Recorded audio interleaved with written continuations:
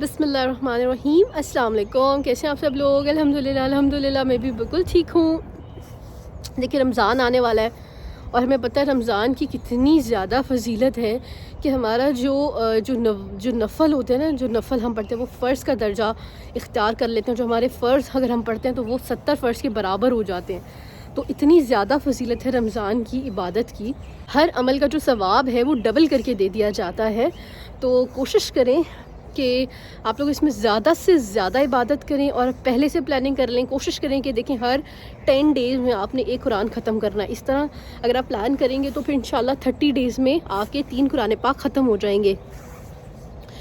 یا تھوڑا سا پہلے جو ہے وہ قرآن پڑھنا شروع کر دیں رمضان سے پہلے، تاکہ آپ لوگوں کا جو ہے وہ سارا فار دا گرلز یہ بات میں کر رہی ہوں، تاکہ وہ ایزیلی آپ لوگ ختم کر سکیں رمضان کے اندر.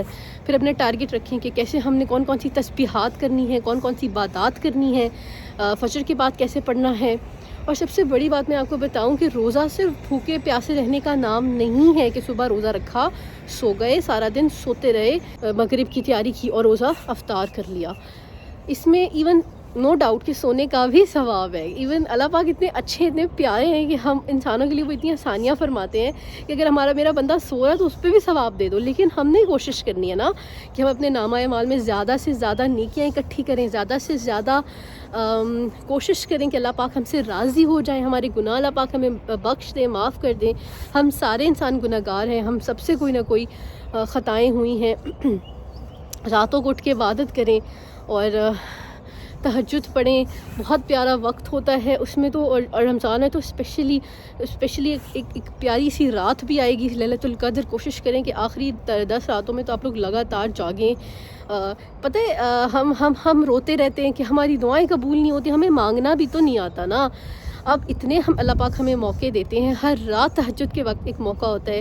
اس کے علاوہ رمضان کی دیکھیں ایسے راتیں آتی ہیں، آپ لوگ جاگ کے مانگیں نا. پھر اللہ پاک سے یہ بتاتا ہے کہ ہم انسانوں کی ان کے اندر کتنی شدت ہے اس چیز کو پانے کی. جس میں شدت ہوتی ہے نا وہ کچھ نہ کچھ لازمی کرتا ہے. میری ایک اسکالر ہیں میم عائشہ خالد، ان کو سبھی آلموسٹ جانتے ہوں گے. جب میں نے ان کی یہ بات سنی تھی کہ ان کے بیٹوں کو کوئی ایشو ہو گیا تھا، فزیکل ایشو ہو گیا تھا، وہ گرے تھے، کچھ چوٹ وغیرہ آ گئی تھی اور کچھ کافی بڑا مسئلہ بن گیا تھا، تو انہوں نے بتایا تھا کہ میں رمضان کی ساری رات جاگی تھی. سب راتوں میں وہ اٹھی تھی اور ساری رات وہ سوتی نہیں تھیں، وہ اللہ کے آگے دعائیں کرتی تھیں اور اللہ پاک نے سن لی ان کی دعائیں.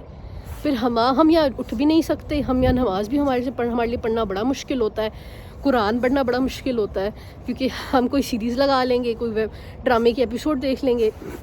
تو آپ لوگوں نے کوشش کرنی ان ساری چیزوں سے بہت اوائڈ کریں، فضول باتوں سے اوائڈ کریں، فضول گوسپ اور گیدرنگ سے اوائڈ کریں. باقی غریبوں کو افطار کرائیں، ان کے لیے آسانیاں پیدا کریں، کسی غریب کے گھر میں راشن ڈلوا دیں. اگر آپ لوگ اتنے استطاعت رکھتے ہیں تو کوشش کریں کہ لوگوں کی مدد کریں، لوگوں کے لیے آسانیاں کریں، تاکہ اللہ پاک پھر آپ کے لیے آسانیاں پیدا کریں. تو اپنا بہت خیال رکھیے گا، مجھے دعاؤں میں بہت یاد رکھیے گا. اللہ حافظ.